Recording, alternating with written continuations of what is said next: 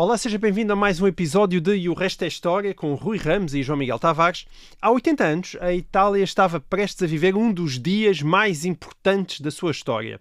Portanto, 2 de junho de 1946 foi o dia em que concorreram as primeiras eleições legislativas após o final da Segunda Guerra Mundial.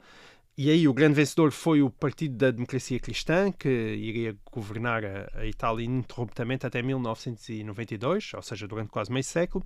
E 2 de junho de 1946 foi também o dia em que ocorreu em simultâneo um referendo para decidir se a Itália continuaria a ser uma monarquia ou se transformaria numa república. E neste caso, a República venceu com 54,3% dos votos dos italianos contra 45,7% daqueles que preferiram que a Itália continuasse a ser uma monarquia. E foi assim que desapareceu o Reino de Itália, que também, bem, enfim, não era assim tão antigo como isso, não é? Já que primeiro foi preciso unificar o país e isso tinha apenas ocorrido 85 anos antes, em 1861. Portanto, o Reino de Itália começou oficialmente com Vittorio Emanuele II, da Casa de Saboia, em 1861, e terminou com Humberto II, que foi rei durante pouco mais de um mês, aliás, é conhecido como o Rei de Maio, derrotado no referendo de 2 de junho de 1946 e oficialmente deposto poucas semanas depois. Já agora, uma pequena curiosidade, após a abolição da monarquia, Humberto II de Saboia partiu para o exílio e instalou-se em Cascais, primeiro numa casa emprestada por amigos e depois na luxuosa Vila Itália, que é hoje, sinal destes novos tempos, o Grande Real Villa Itália Hotel and Spa. Enfim, foi aí que o Humberto passou os seus dias. Rui, em 1946 eu acho que não havia spa, ou pelo menos, enfim, havia, mas neste caso não havia esta. Não havia esta, nem era bem o espírito dominante da Itália devastada após a Segunda Guerra Mundial e politicamente dividida, e onde era preciso reconstruir tudo, inclusive um novo regime político. Mas é realmente uma história muito curiosa. Bom, para onde é que nos queres começar a contar isto? Bom, sendo uma história italiana, eu imagino que é certamente fascinante e complicada. Exatamente. Bem, nós podíamos recuar muito tempo, recuar 1000 anos. Epá, 1000 anos não, Rui. Porque é por volta do ano 1000 depois de Cristo que apareceram documentos sobre aquela que será a família que estava no trono em Itália em 1946, a família de Saboia. Muito bem. No ano 1000 eles eram apenas uns pequenos condes, um condado que tinha ao centro nas encostas dos Alpes franceses, numa região que hoje pertence quase toda à França, e era aí que estavam os condes de Saboia. Eles começaram, aliás, os condes de Saboia, portanto, começaram como os Habsburgos. Lembra-se, os Habsburgos também vêm de uma região montanhosa dos Alpes e depois tornaram-se reis de tudo e mais alguma coisa na Europa. Portanto, os ares das montanhas fazem bem. Parece que são muito saudáveis. Os Habsburgos chegaram a imperadores e os Saboias primeiro foram condes, depois foram duques da Saboia e começaram a expandir-se em direção ao que é hoje a Itália, a região chamada do Piemonte, ocupando a cidade de Turim, e depois o Porto de Nice, e finalmente a Ilha da Sardenha. Portanto, no século XVIII, os Saboias estão à frente do que é o reino do Piemonte e da Sardenha. Como é que eles se conseguiram expandir? Esta expansão, que eu aqui resumi rapidamente, é uma expansão de séculos, mas resumi. Basicamente, eles aproveitam duas coisas. Primeiro, o facto da Itália, na Idade Média, ser um mosaico de pequenas cidades-estado, repúblicas, ducados, que estavam constantemente a perder e a ganhar território entre si ou a serem absorvidos uns pelos outros. Portanto, aí eles puderam aproveitar o facto dos vizinhos serem todos mais ou menos pequenos, como eles eram também.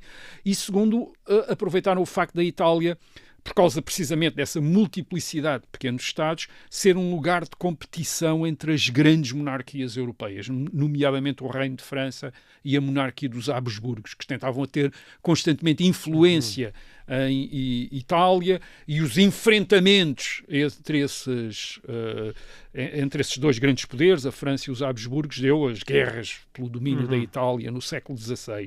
Ora bem, os Saboias aproveitaram destas guerras, porque vão-se aliando a uns, aliando a outros, e vão sendo recompensados com anexações sempre que o seu aliado ganha. Foi assim, por exemplo, que acabaram por englobar, aliás, já no século XVIII, a República de Génova, quer dizer, anexaram a República de Génova.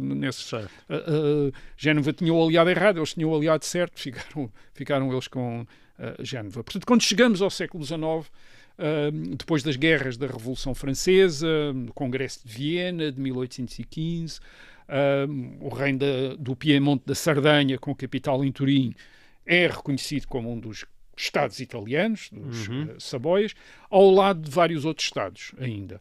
Portanto, há o Grande Ducado da Toscânia, com capital na cidade de Florença, o Ducado de Parma, enfim, com capital em Parma, o Ducado de Modena, com capital em Modena, e depois há os Estados do Papa. Portanto, o Papa, nesta altura, já tivemos um programa sobre isto, o Papa é um rei secular em Itália, portanto tem um reino, há os Estados Papais, com capital em Roma. Ainda grandinhos. Muito grandes, é o segundo maior Estado, salvo erro, nesta época em Itália, na Península Italiana. E depois há o reino maior de todos, que é o chamado Reino das Duas Sicílias, com capital em Nápoles, que engloba o sul da Península Italiana e a ilha da Sicília. E chama-se das Duas Sicílias. Enfim, um dia vamos explicar isso, não vamos explicar agora porque é que se chama das Duas Sicílias. Os reis são da dinastia de Bourbon. São reis da dinastia, portanto, da antiga dinastia reinante em França e em Espanha. E há ainda a República de São Marino, que ainda continua a haver hoje, não é? Quer dizer, com 61 km² na altura, portanto, há essa República. Portanto, o resto da Itália, nomeadamente Milão, a zona de Milão e de Veneza, era parte do Império Austro-Húngaro. Portanto, esta é a situação da Itália, mais ou menos até meados do século XIX. Como é que são os Saboias a unificar a maior parte da Itália numa só monarquia entre 1859 e 1871, isto é, em 10 anos, numa década, conseguem tornar estes Estados todos, unificá-los num novo reino de Itália de que os Saboias são reis. Não era fácil, quer dizer, reparem, porque a Itália está dividida nestes Estados. No século XIX são Estados dinásticos, mas são Estados com um grande passado. Há muitas diferenças entre as várias regiões. As várias regiões têm tradições de rivalidade entre si. Certo. Milão e Veneza e Génova não se veem com bons olhos uns aos outros. Quer dizer, na Idade Média estas repúblicas estiveram quase sempre em guerra entre elas. Falam línguas que são quase línguas diferentes. Isto não é italiano. Há línguas locais que são quase tão diferentes entre si como se fossem línguas estrangeiras. Portanto, nem toda a Península Italiana fala a mesma língua. O italiano é um resultado do Reino de Itália, não é uma condição do Reino de Itália. Portanto, uma grande divisão, uma grande diferença, que leva o chanceler austríaco Metternich a dizer Itália é uma expressão geográfica. É apenas uma expressão geográfica, quer dizer, não corresponde a país nenhum. Não há nenhum país, nem é a possibilidade de haver um país que se chame Itália. Há a Península Italiana, quer dizer, tal como há a Península Ibérica, não é? Como há outras coisas, quer dizer, a Península Escandinava, etc. Não são países, são expressões geográficas. Metternich dizia isso da Itália. E depois, o reino do Piemonte e da Sardanha não era uma grande potência como, por exemplo, a Prússia na Alemanha. A Alemanha também está dividida em muitos estados em meados do século XIX, mas a Prússia é, de facto, uma das grandes potências europeias. É ela a Prússia que vai protagonizar a unificação da Alemanha, mas percebe-se porquê. Quer dizer, é a grande potência. O reino do Piemonte da Sardanha não é uma grande potência nem industrial, também tem uma indústria já interessante, mas não é uma potência ao nível da Prússia, não tinha força exemplo. militar para desatar a conquistar tudo. Não tinha força nem influência nem influência diplomática a nível europeu para começar a fazer uma política de conquista e de reunificação na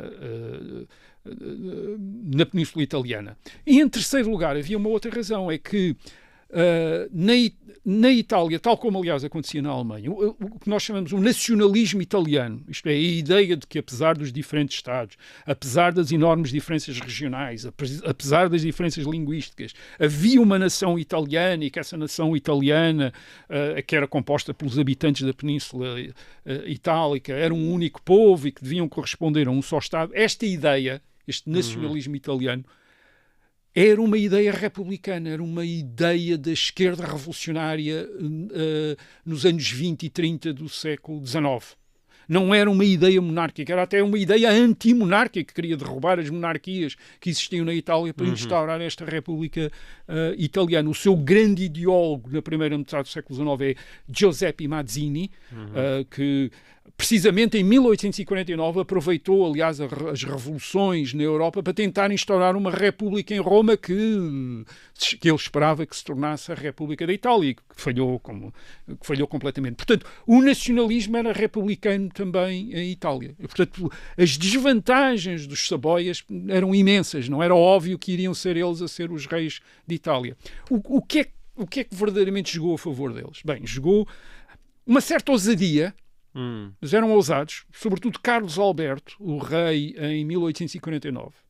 Ele vai liderar uma revolta contra a Áustria, contra os domínios austríaco no norte de Itália. Ele é derrotado nessa campanha militar pelos austríacos, mas fica com uma grande reputação. E é o primeiro rei italiano a vir para Portugal. Ele vai para o Porto. Mas não para Cascais. Ele vai para o Porto. Onde vai morrer no Porto, aliás, a Praça Carlos Alberto, vai ser bem, há um grande culto que o Porto ainda tem a Carlos Alberto, porque Carlos Alberto torna-se uma grande figura do nacionalismo italiano e está associada à cidade do Porto, Portugal, à cidade do Porto. Os Saboias, finalmente, além de serem ousados, foram também hábeis, extremamente hábeis, nomeadamente o seu primeiro-ministro em 1859, o Conde de Cavour, que aliás era um italiano que não falava italiano, falava francês, quer dizer, só para ter ideia de como aquilo era. Quer dizer, mas já tivemos esse caso, esses vários casos na Europa, às vezes. Portanto, isto é as antigas monarquias que recrutam os seus servidores, independentemente, às vezes, das nacionalidades, e portanto tem gente que não corresponde exatamente à nacionalidade dominante nos seus estados. Mas Cavour, que falava melhor francês do que italiano, Cavour, o que é que faz a favor dos Saboias, a favor dos reis do Piemonte e da Sardanha? Ele vai basicamente aproveitar os conflitos entre as grandes potências europeias para ir conquistando terreno na Península Itálica. Por exemplo, em 1859 há uma guerra entre a França e a Áustria. Essa guerra entre a França e a Áustria permite aos Saboias, aliados à França, conseguirem expulsar os austríacos da maior parte do norte de Itália, da zona de Milão, sobretudo. Porquê? Porque a Áustria entregou esses territórios, a Áustria que perdeu a guerra, entregou esses territórios à França e a França depois entregou-os ao reino do Piemonte e da Sardanha. Não os entregou de graça. Porquê? Porque a França pediu ao reino da Piemonte e da Sardanha que lhe cedessem a Saboia. A Saboia hoje é uma província francesa. Era a base dos Saboias. Eles vinham da Saboia. Bem, mas para ficarem com Milão tiveram de entregar Nice à França. Portanto, entregaram Nice à França. É um negócio aceitável. Era um negócio, não ficou mal. não ficou mal. Milão portanto, por Nice não é mau. Pois, se calhar Milão é mais interessante. Portanto, mais tarde, depois o Cavour... já o Cavour tinha morrido, mas em 1866 os Saboias voltam a aproveitar, desta vez uma guerra entre a Prússia e a Áustria, para obter Veneza. Portanto, a Áustria depois, mais uma vez, cede, quer dizer, é uma troca, mas lá fica com Veneza, e depois, mais tarde, em 1870, uma guerra entre a França e a Prússia, para conquistar Roma finalmente. Quer dizer, portanto, há uma habilidade diplomática do governo dos Saboias para aproveitar sempre grandes conflitos europeus que têm reflexos na Península Italiana para ficarem com territórios. Segundo fator que joga a favor dos Saboias, eu falei aqui do nacionalismo republicano. Bem, esses nacionalistas republicanos da Itália acabam convencer-se, depois do fracasso de 1849, da República de Roma, que uma República Italiana nunca seria aceita por uma Europa, e reparem que a Europa até 1870, até à Terceira República Francesa, é uma Europa de monarquias. Portanto, eles convencem-se que uma República nunca será aceita. E, portanto, que a unificação da Itália só poderia ser conseguida no quadro de uma monarquia que fosse reconhecida pelas outras monarquias e não uma república. E, por isso, republicanos como Giuseppe Garibaldi aceitaram identificar a causa do nacionalismo italiano com a causa da Casa Real de Saboia. Foi então, por exemplo, nos anos 50, que a Itália se encheu de Viva Verdi. Verdi era o grande compositor, mas Verdi eram também as iniciais de Vittorio Emanuele, Re d'Italia. Viva Vittorio Emanuele, Rei de Itália. Vittorio Emanuele II, que era o rei do Piemonte e da Sardenha, como Rei de Itália. Portanto, de repente há uma identificação com a causa de Saboia destes republicanos. Sim. Nós, desta vez, estamos em Itália a perceber porque é que os italianos decidiram acabar com o reino de Itália logo após a Segunda Guerra Mundial, mas agora ainda estávamos no século XIX e com o famoso Garibaldi. O Garibaldi. Garibaldi é um líder republicano, um líder republicano que identifica a causa da unificação italiana com o reino de Itália, com os Saboias. O que é que o Garibaldi vai fazer? O Garibaldi vai formar forças de guerrilha que não servem nem para conquistar os Estados do Papa nem o Reino das Duas Sicílias, mas servem para criar umas situações de desordem e de quase guerra civil nesses Estados que permitem depois, dão pretexto para a intervenção dos exércitos do Piemonte e da Sardenha, dos exércitos de Vítor Manuel II. Portanto, ele abre a porta e esse exército já tem o poder suficiente para conquistar. Sim, no meio daquela desordem, da desorganização e sem os apoios e sem que haja potências externas a apoiar os Estados do Papa, nem o Reino das Duas Sicílias, eles conseguem entrar. E é assim, em 1861, que Vittorio Emanuele II se torna finalmente rei de Itália. Agora, um dado extraordinariamente importante, foi então usado o referendo por sufrágio universal masculino para Vittorio Emanuele II se tornar rei da Itália. Foi usado em Milão, foi usado nos Estados do Papa, foi usado no Reino das Duas Sicílias e em 1866 é usado também em Veneza. Isto é, a população desses territórios conquistados em plebiscito aprovou a sua integração no Reino de Itália com Vítor Manuel II. Isso é uma legitimidade significativa. Não, isto é importante porque, portanto, este rei de Itália foi sempre um rei plebiscitado. Portanto, o rei que vai ser plebiscitado em 1946, desde o princípio que isto é uma monarquia plebiscitada, é uma monarquia de referendos, quer dizer, as pessoas votaram por esta monarquia. Portanto, ele é o rei de uma monarquia, os Saboias são reis de uma monarquia constitucional, em que o governo depende da confiança do rei, mas depende também do apoio do Parlamento.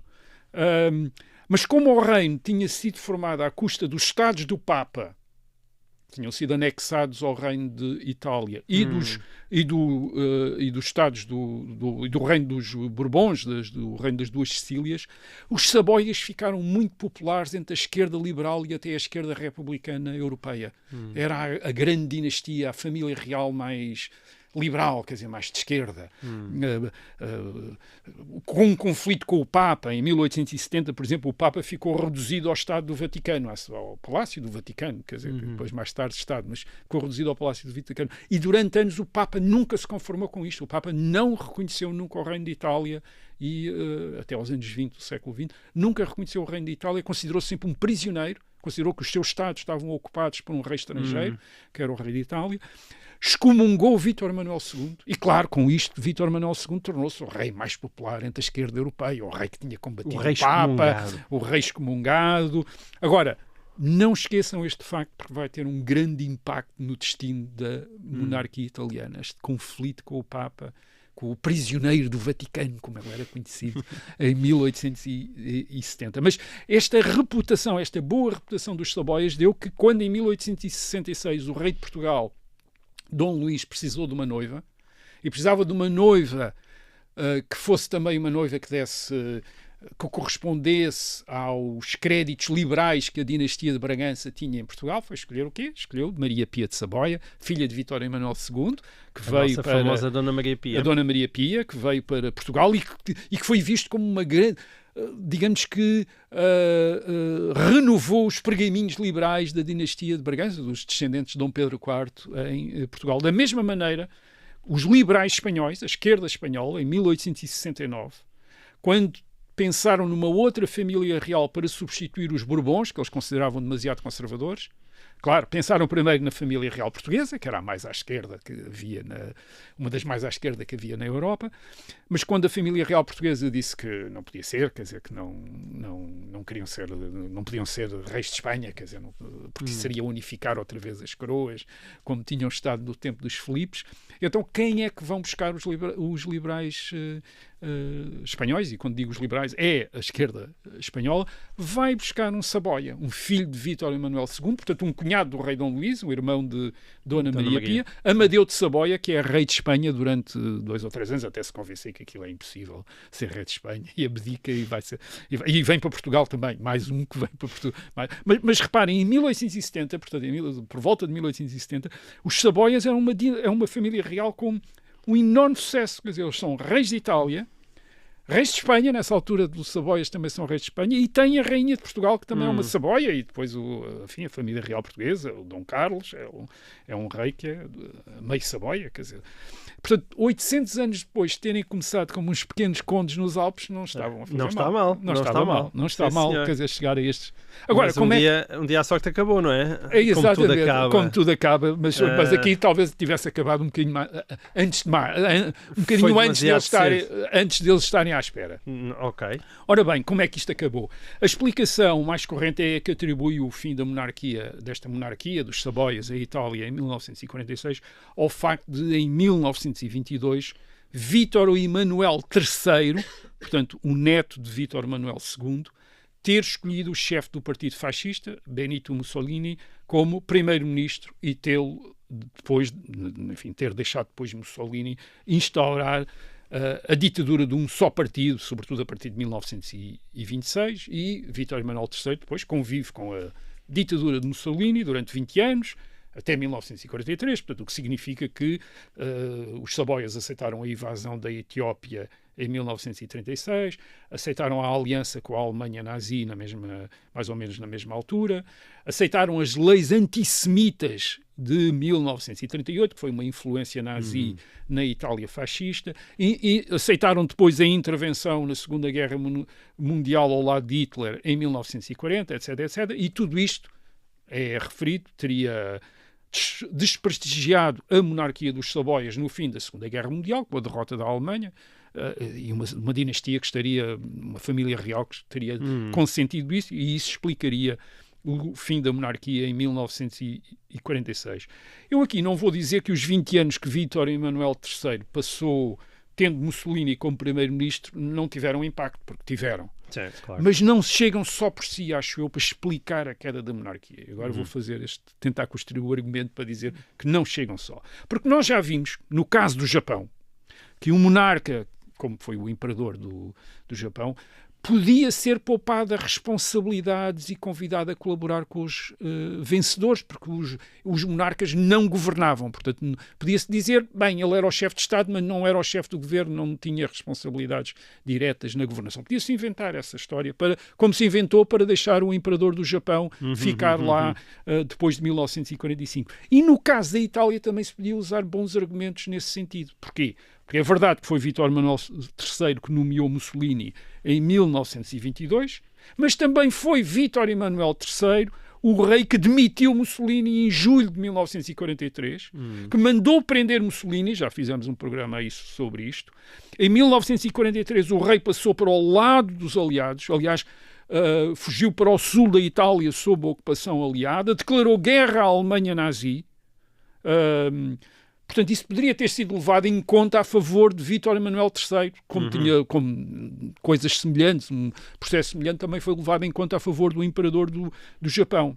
Mas ainda mais, em 1944, Vítor Emanuel III cede o seu poder ao filho, o príncipe Humberto, e em 1946 vai abdicar mesmo no príncipe Humberto, que se torna rei Humberto II. Quer dizer, em 1946 o rei de Itália já não é Vítor Emanuel III, é Humberto II, um jovem que não teve estas responsabilidades. Exato. E, portanto, porque é que a monarquia caiu? Porque é que a monarquia caiu? Além disso, é um jovem bem parecido, com uma família de todos com muito bom aspecto, é um desportista, portanto tem todo, ao contrário do Vítor Emanuel III, que não tinha esse poderia ter sido pressão dos próprios aliados? Não foram os aliados, exato, podia ter sido, mas não foram os aliados, e os aliados em Itália não têm, por exemplo, a força que têm na Alemanha e no Japão. Porque a Itália, ao contrário do Japão e da Alemanha, em 1945 não fica sob ocupação e governo militar aliado. Já tinha dado a volta. Portanto, os aliados, há um governo civil, os aliados ocupam militarmente algumas zonas, mas não há um governo militar aliado como há no Japão e na Alemanha. Aliás, podem até ter sido os aliados com o objetivo de preservar a monarquia, a fazer pressão para o rei Vítor Emanuel III abdicar a favor de Humberto, a 9 de maio de 1946. Aliás, aí a ideia foi, e para Vítor Emanuel III também sair imediatamente da Itália, quer dizer, ele foi para o Egito, quer dizer, saiu da Itália. Portanto, a ideia, muito provavelmente, foi dar mais chances à monarquia, uma monarquia representada por Humberto II. E porquê é que nós sabemos isso? Sabemos porque os partidos republicanos que estavam no governo da Itália ficaram absolutamente furiosos com a abdicação do rei. Eles acharam que o rei não podia abdicar. Perceberam logo que aquilo ia favorecer a monarquia se aparecesse o jovem Humberto II em vez de aparecer o velho Vítor Emanuel III. Agora, os aliados também, portanto, não fizeram nada para derrubar a monarquia, mas também não fizeram muito para a defender. Porquê? Porque os aliados estavam sobretudo preocupados em evitar uma deriva comunista numa Itália devastada por 2 anos de guerra. Tinha sido um campo de batalha durante 2 anos, entre 43 e 45, sobretudo o norte e o centro. Havia fortes bandos armados do Partido Comunista. A Itália fazia fronteira com a Jugoslávia, que estava sob domínio, tinha caído sob domínio comunista, sob o controle soviético. Havia faltas de abastecimentos, havia desemprego, enfim, havia todos os condimentos necessários para uma revolução, para uma insurreição, e os aliados estavam muito mais preocupados com isso do que propriamente em... a questão da monarquia era secundária, o que interessava era ver se os partidos moderados ficavam no governo. Isto quer dizer que nós temos de encontrar as razões para a queda da monarquia na própria política italiana do pós-guerra. E para perceber isso, vale a pena olhar para os resultados do referendo. O referendo de 2 de junho de 1946, certo, que foram conhecidos, salvo erro, no dia 10. Ora, esses resultados, primeiro, são resultados para uma questão tão fundamental como esta, relativamente equilibrados, quer dizer, 12 milhões de votantes a favor da República, 10 milhões a favor da monarquia, 8 pontos de percentuais de diferença. Isto é... portanto, isto leva a uma questão interessante, isto é, não houve muita... Havia... Pequenos fatores podiam ter feito a diferença. Isto é, não era o caso de, por exemplo, se a República tivesse ganho com 90%, 10%, nós podíamos dizer que estava feito, não havia nada para fazer. Mas uma diferença de 8 pontos percentuais podia ter sido, digamos que, colmatada a favor da monarquia se houvesse outros fatores em ação. Okay. Portanto, esse é um primeiro ponto.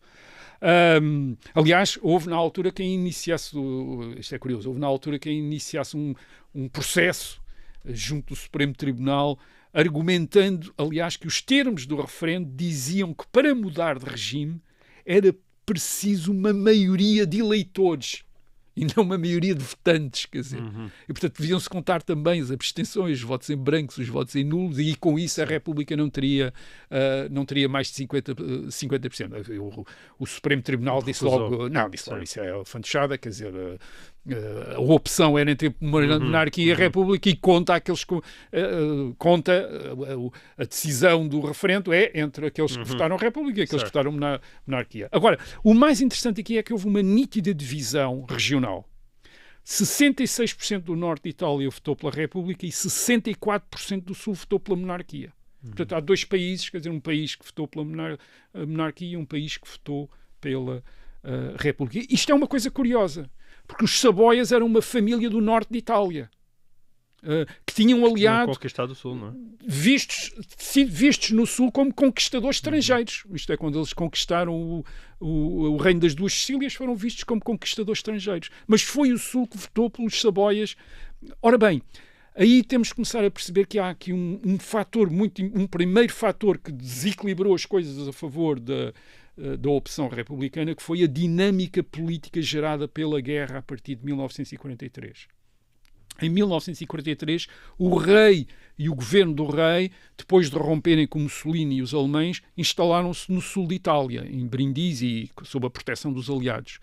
No norte, que ainda estava sob a ocupação alemã, os Mussolini e os fascistas, que ficaram furiosos com o rei, como é óbvio, o rei tinha-os afastado do poder, Mussolini e os fascistas voltaram a ser republicanos, como, aliás, tinham sido nas origens. O Partido Fascista era um partido republicano, em 1919, 1922 era um partido republicano. E fundaram, sob a proteção alemã, no norte de Itália, a chamada República Social Italiana. Que durou 2 anos. Nem 2 anos. E nunca teve autonomia. Ora bem, para combater a República Social Italiana, surgiram vários movimentos de resistência no norte, apoiados pelos aliados, e todos eles reivindicaram também, precisamente porque os fascistas tinham adotado esta causa forte da República, estes movimentos de resistência adotaram também a causa republicana. E tinham mais uma razão para adotar a causa republicana. É que os fascistas tinham sido traídos pelo rei, mas estes resistentes no norte julgavam que também tinham sido traídos pelo rei, porque o rei tinha fugido para o sul. E, portanto, o rei tinha fugido para o sul, tinha-os deixado de combater sozinhos os alemães e Mussolini no norte. E, portanto, eles começam logo por exigir a abdicação do rei, ou pelo menos o seu afastamento, quer dizer, logo em 1943, 44, dizer, o rei também é um traidor. Portanto, no norte de Itália, fascistas e antifascistas são todos antimonárquicos, quer dizer, uns porque acham que o rei os traiu ao demitir Mussolini e outros porque acham que o rei os traiu ao fugir para o sul de Itália. E, portanto, há uma dinâmica republicana, quer dizer, no norte de Itália. Portanto, a guerra civil criou em ambos os lados, no norte de Itália, houve uma guerra civil, uma espécie de dinâmica antimonárquica que envolveu todos os partidos, desde os fascistas aos comunistas. Ora bem, são estes partidos que depois vão formar o governo provisório da Itália em abril de 1945 e que têm uma influência especial no norte de Itália. Mas para além da rivalidade da situação no norte, há uma outra causa para este monarquismo, ou antimonarquismo.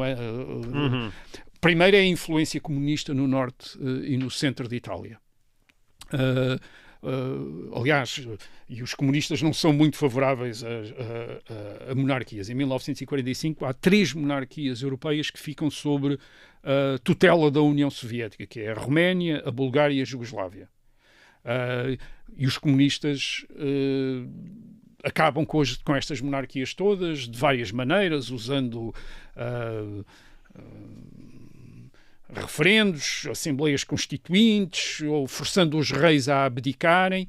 Mesmo no caso, por exemplo, um caso um bocado especial, que é o caso da Roménia, onde o rei Miguel da Roménia tinha tomado o partido dos aliados e da União Soviética, tinha até sido condecorado por Stalin, isto é, Stalin tinha dito, que está um rei como deve ser, etc. Mas mesmo assim os comunistas acabaram por afastar o rei Miguel da Roménia. Portanto, há uma política comunista geral contra monarquias, que se nota também na Grécia, onde em 1946 os comunistas também se revoltam, a Grécia é uma monarquia, e também proclamam uma república e depois vão ser derrotados na Guerra Civil Grega em 1949. Portanto, os comunistas há uma pista na influência comunista para perceber este voto de monarquia, e isso nota-se no facto do o voto pela República ter sido maciço, onde nas eleições legislativas do mesmo dia, do referendo,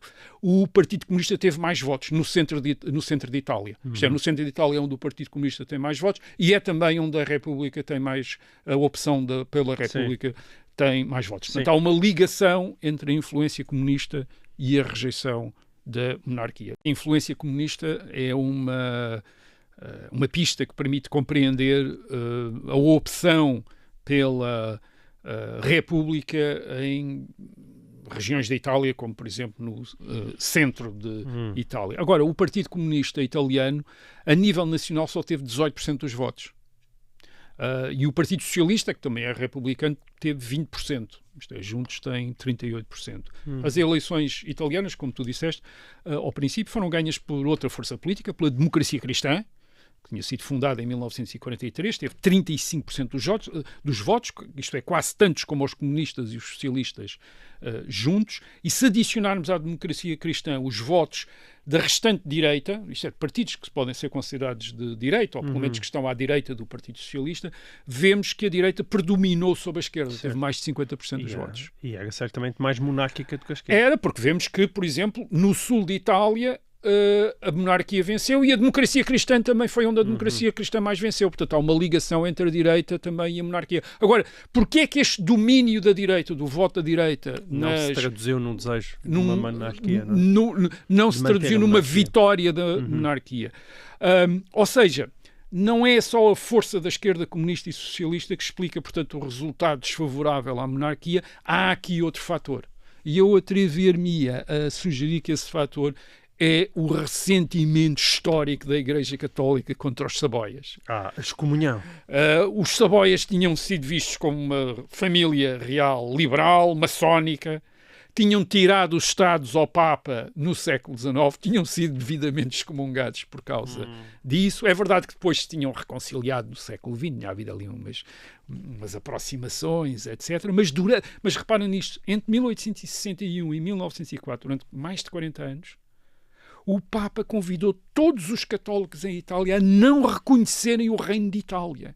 Os católicos não votavam, não participavam em nada de cívico, porque aquilo era um reino, era um Estado estrangeiro que tinha ocupado os Estados do Papa. Portanto, o ressentimento tinha sido grande, tinha havido uma grande dificuldade. Tinha sido, aliás, Mussolini que tinha finalmente reconciliado os Saboias com a Igreja Católica em 1929, através de do concordata, mas aquilo tinha sido uma coisa grande. Ora bem, quando chegamos a 1946, a opção entre monarquia e república, o que é que faz o Vaticano? Declara-se neutral. Diz que não tem nada não tem nada a ver com o assunto. Mesmo entre o clero e os ativistas, isto é, os dirigentes, os mais militantes da democracia cristã, não há grande simpatia pela Casa de Saboia. O líder da democracia cristã, nesta altura, que é Alcide de Gasperi, que já era, aliás, o chefe do governo antes das eleições e ia ser a figura dominante da política italiana. De Gasperi é um dos grandes políticos do pós-guerra na Europa, consegue criar ali um sistema político baseado no apoio da Igreja e dos Estados Unidos, quer dizer, ele consegue fazer isso e assentar o domínio político da democracia cristã durante quase 40 e tal anos, até 1992, 93. Ora bem, De Gasperi evitou também apoiar a monarquia. Aliás, a filha de De Gasperi, anos depois, décadas depois, vai revelar nas memórias que o pai teria votado pela República. Aliás, o antigo líder do movimento político católico antes da democracia cristã, que era o chamado Partido Popular, era um político muito conhecido nos anos 20, que depois não aceitou o fascismo, foi para o exílio nos Estados Unidos, que era Dom Luigi Sturzo. Esse era, em 1946, é abertamente republicano, isto é, diz votem pela República, quer dizer, votem contra os Saboias, votem pela República. Aliás, a democracia cristã faz uma espécie de referendo interno entre os seus militantes em abril de 1946 e deu o quê? 503 mil a favor da República, 187 mil tanto se lhes dava, agnóstico, e 146 mil pela monarquia. Portanto, entre os ativistas da democracia cristã, a opção pela República também é predominante. Pois. Isto não quer dizer... Podiam ter o povo, mas não tinham os quadros. Isto não quer dizer que essa fosse a opção de todos os católicos, porque calcula-se que